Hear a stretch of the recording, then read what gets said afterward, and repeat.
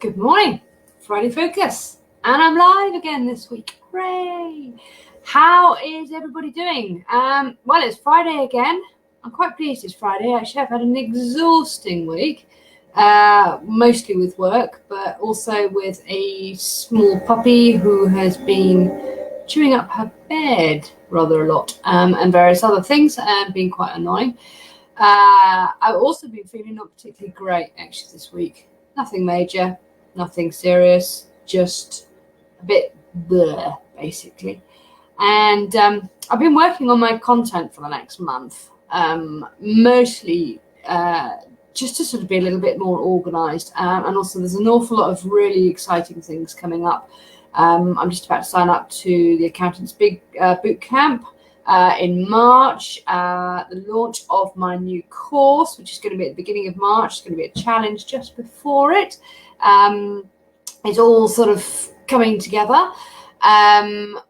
I've just taken on somebody else to outsource more work so that I can concentrate on showing my clients what their numbers mean and on the part of the work that I really enjoy more than anything else. What else has been going on? No,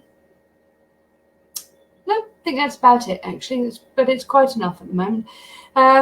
Anyhow, so this week, if you're watching me live, please post a comment. Love to hear from you, anybody who's on there.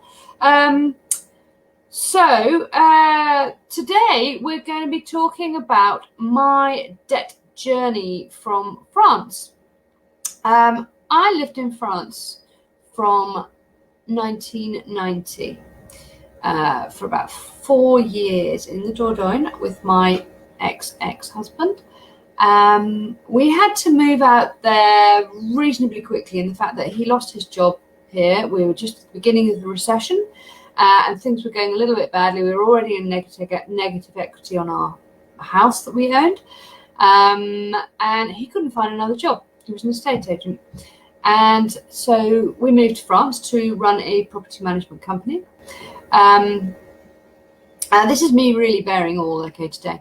I had already had 5 miscarriages before we actually went out there. And in the UK, they refused to do any tests on me to tell me what the heck was going on.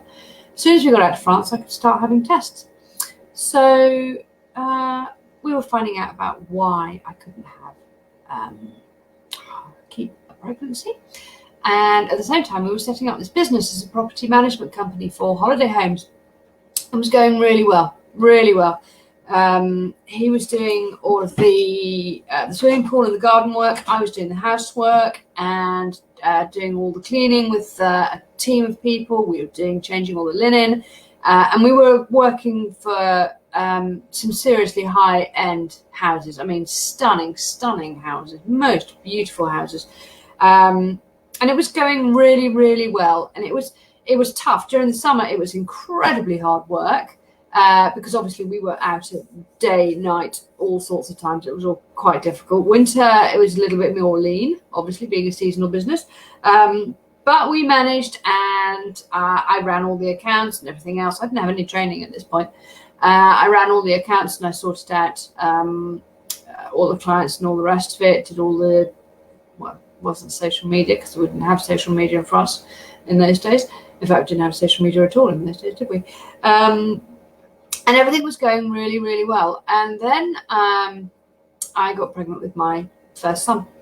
And I was told, complete bed rest. You are not moving, apart from to get up to go to the hospital to have scans every month. And that was it. And I was put on all sorts of pills and things like that. I didn't want to move. I was so tired. Didn't want to move at all. And so I spent 5.5 months in bed, basically, not doing much. I couldn't do any work. Because I was told I was not allowed to work whatever happened. So my ex took over doing all of the paperwork and all of the bookkeeping and all of the accounts. And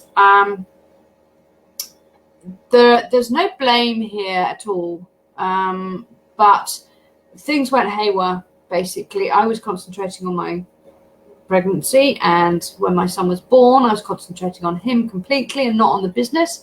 I took my eye off the ball completely.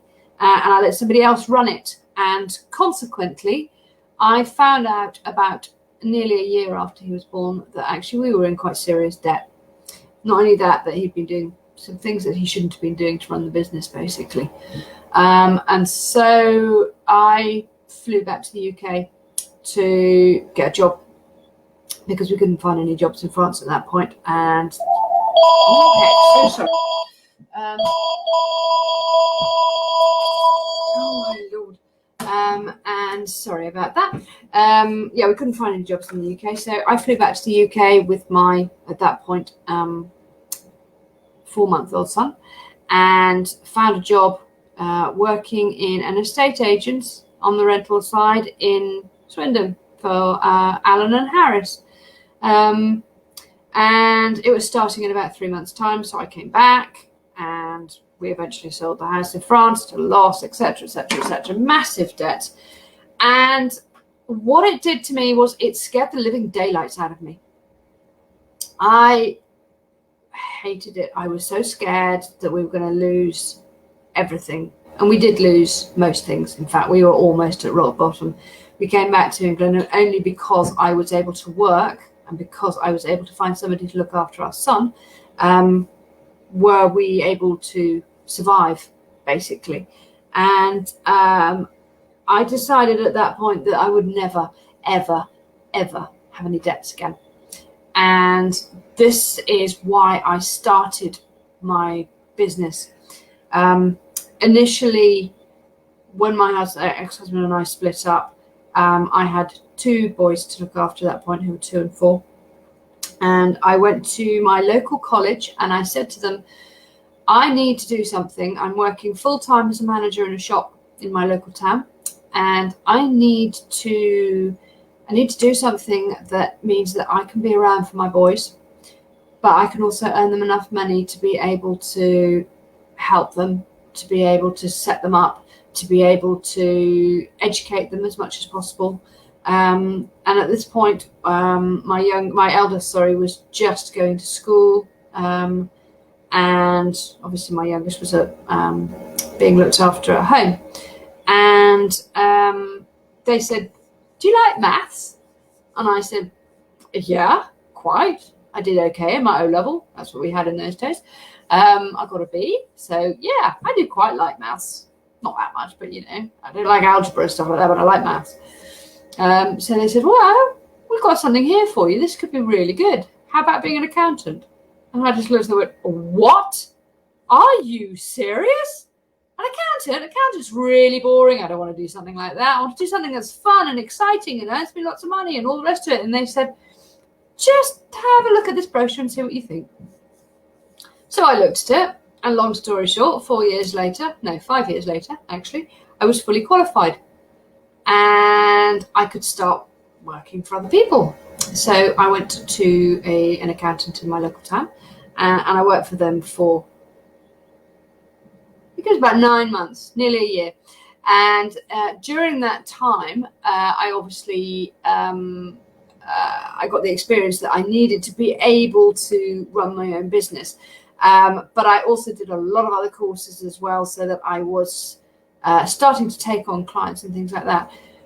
This was in, I can't even remember when it was, end of, it must have been 1999, 2000, I think it was, something like that.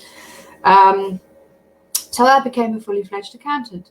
And I decided that what I was going to do, I was going to help as many people as I could who wanted to get out of debt, who wanted to run their own business, who wanted to be able to make as much profit as possible in their business in order to be able to make sure that they could look after themselves. Because I never wanted anybody to be in the position that I had been in. And it was mostly my fault because I had let it happen. Well, that's what I told myself. And so that is why I started my business. And that is why I'm where I am now. I'm starting to work with a company called B1G1, who their mantra is basically that they want to give. So on my website, as from the week after next, once it gets all sorted out, I am every time I work with anybody, and it doesn't matter whether it's a one-off or whether it's an ongoing thing. Every time I work with anybody, I will be donating to B1G1. And in my case, I am concentrating specifically on female education and on water.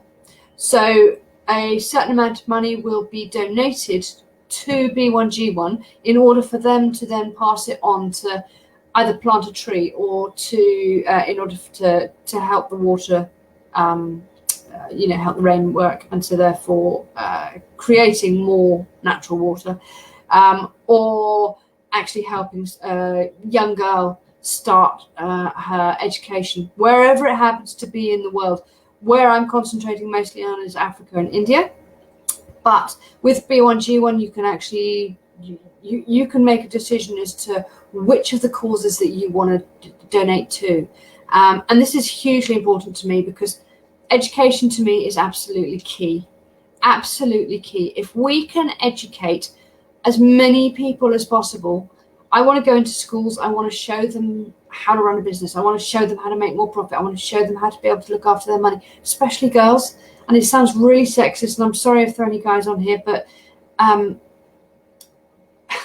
it is sexist. But the way that the world works, and not just in the UK, but in the world as a whole, is that women can't run businesses. Women can't run their own finances. And to me, that is just horrendous. So empowering women to be able to look after their finances more, to be able to increase their profits, to be able to start running their own businesses is absolutely crucial. So sorry about today. It's not been exactly how I wanted it to be, but